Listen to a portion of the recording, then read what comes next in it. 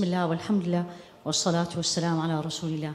I'm completely different than Dr. Attar, actually. I begged people to go, honestly. Since I learned there was physicians going, I don't know how many applications I filled.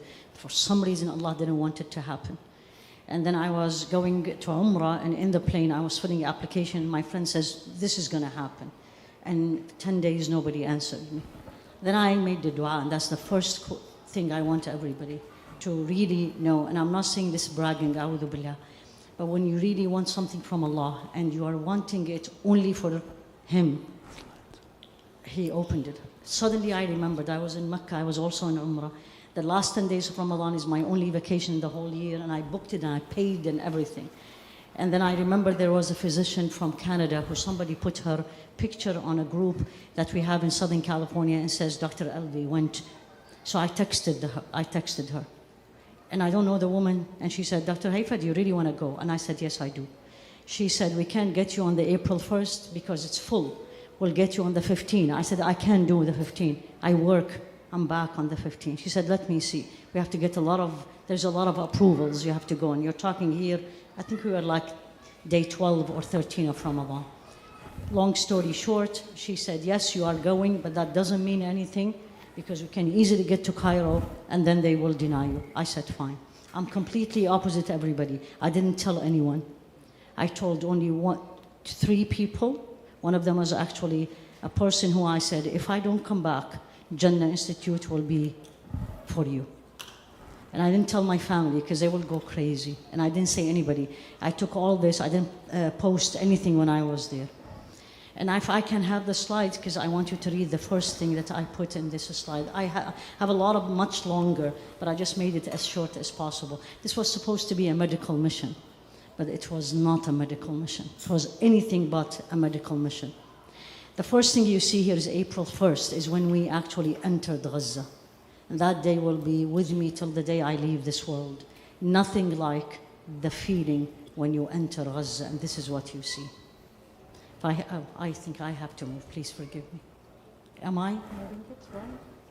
The next, yes. This is what you see. As you come out from the immigration from Gaza, you look and you see, and this is exactly what it is. I love Gaza. Right, we reached there about 5 o'clock, if I remember, and we left the hotel in Cairo at 4 a.m. But we didn't leave till after Maghrib. And Allah had a reason, because we could be the people that were bombed. SubhanAllah, we're the last people to leave that. And the beauty of it, and I have a video, but again, because of the time, that as we were there, and suddenly I hear somebody reading Quran, if you remember. The young man who was reading Ayatul Kursi. This is something norm in Gaza. Everybody reads Quran beautifully. Young and old. You don't ask people, are you a hafiz? Literally, it's an insult. Because they will look at you and says, 5 ajza, 10. Oh, I'm not yet a hafiz. Oh, I'm not only a hafiz. You remember, Abdullah. I'm the Safwa. I'm the special one. As you enter, as you're going closer to the hospital, this is what you see. This is the norm. Children, donkey is the main way of transportation, and children are guiding it. And then people are walking. And then you come in here, and then what I heard, and I've never seen, and I have never heard. I remember the hadith of Rasul alayhi salatu wasalam as I was walking, completely the opposite. In Jannah, that you will see that what no eyes have seen and no ear have heard, this is Gaza. The things you see, whatever words, somebody just asked me, and I said, words are hollow, has no meaning, because what you see. It's the misery, but at the same time, the resilience. The sadness, at the same time, the happiness. And it's amazing, subhanAllah. And if you go to the next, and this is especially for the youth. If I can get this bigger, remove my picture, because I want you to see. The one on the left, it will be your right, the cans. So we arrived to the hospital at 8 p.m.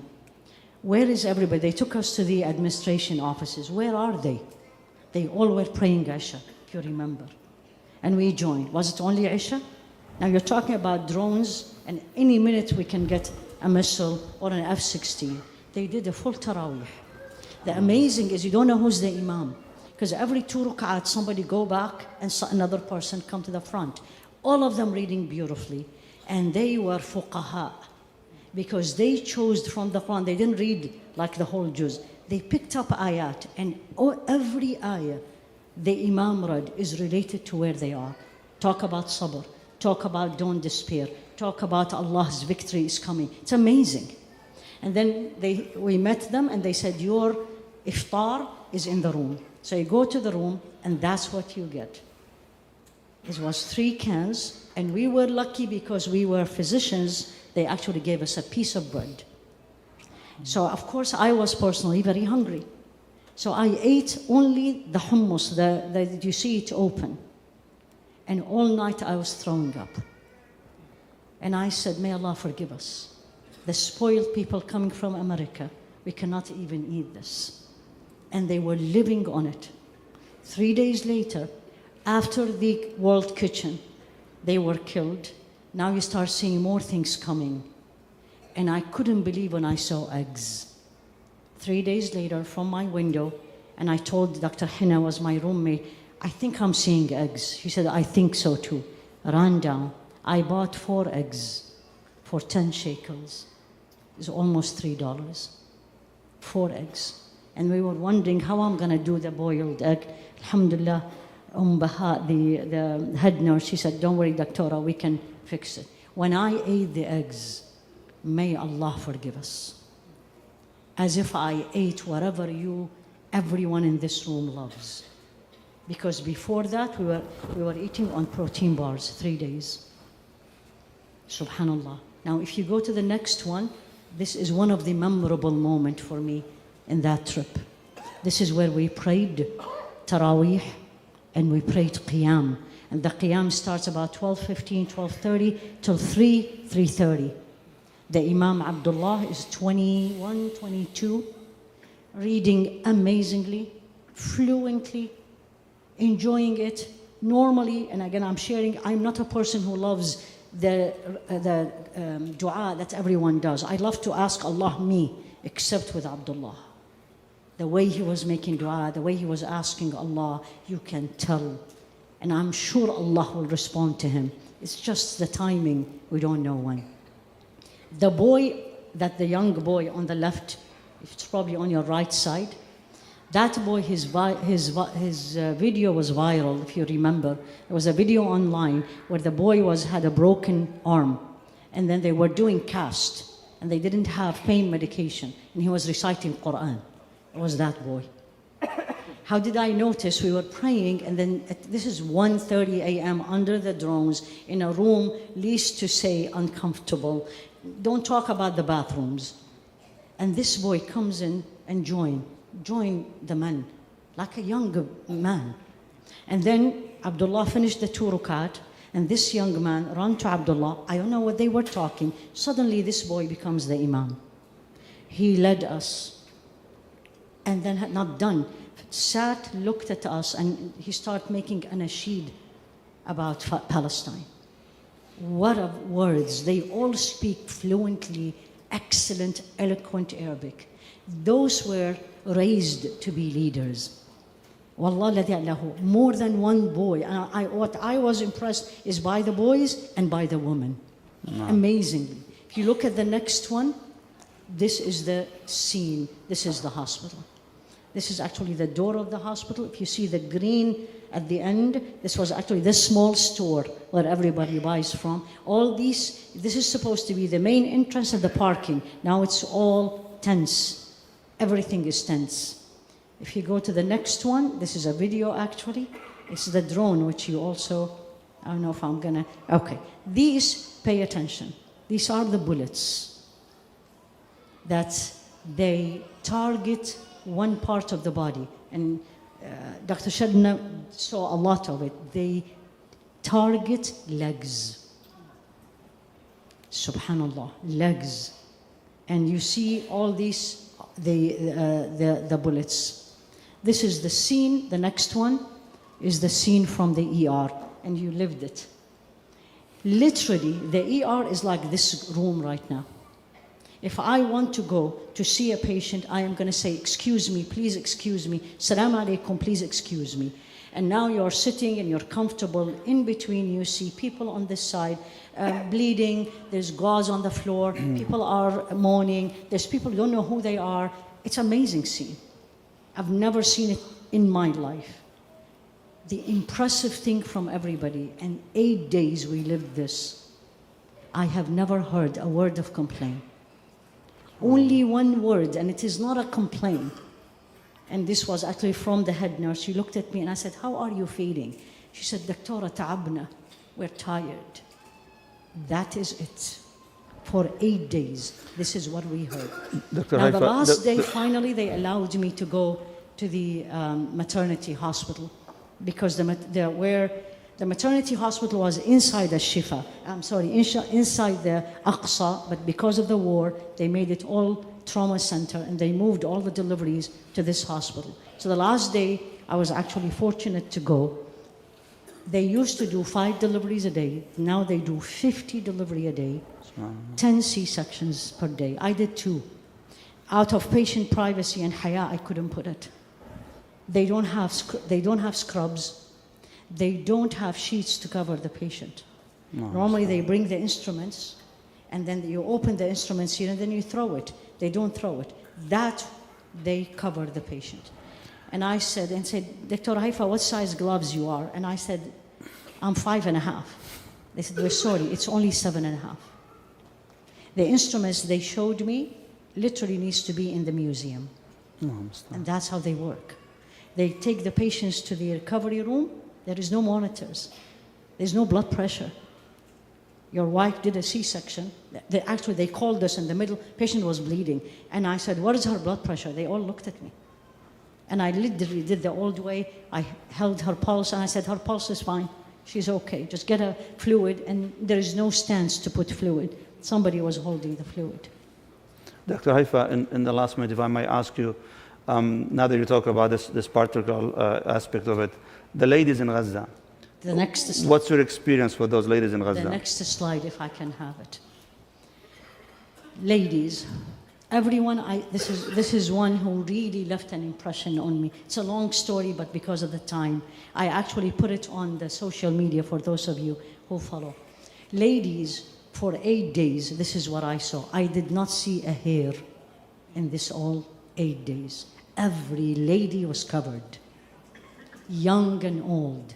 And I looked at them, and one of them, she said to me, so if we die covered. Oh, no. This is how they talk.